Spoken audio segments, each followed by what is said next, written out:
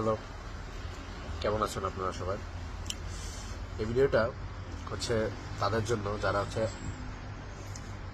Medical admission test দিবে।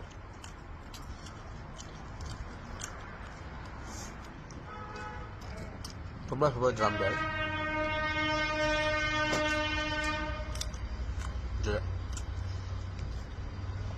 Chemistry, physics, biology, GK, English এই 5টি সাবজেক্ট নিয়ে হচ্ছে মেডিকেল অ্যাডমিশন টেস্ট হয়ে থাকে।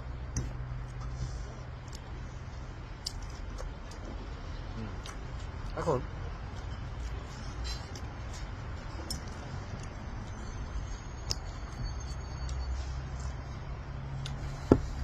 সবচেয়ে যে গুরুত্বপূর্ণ কথা হচ্ছে, তোমরা জিকে এবং ইংলিশের প্রতি এতটাই হচ্ছে সময় কম দিয়ে ফেলো, যার কারণে ভালো একটি মেডিকেল আশা হয় না। এজন্য যখনই মেডিকেল পরীক্ষা জন্য প্রস্তুতি নেবে, ইম্পর্টেন্স দিতে হবে না এরকম না। ফিজিক্স, কেমিস্ট্রিতে ইম্পর্টেন্স তো অবশ্যই দিতে হবে, তার পাশাপাশি প্রতিদিন জিকে এবং ইংলিশের প্রতি খুব পরিমাণে ইম্পর্টেন্স দেওয়া লাগবে।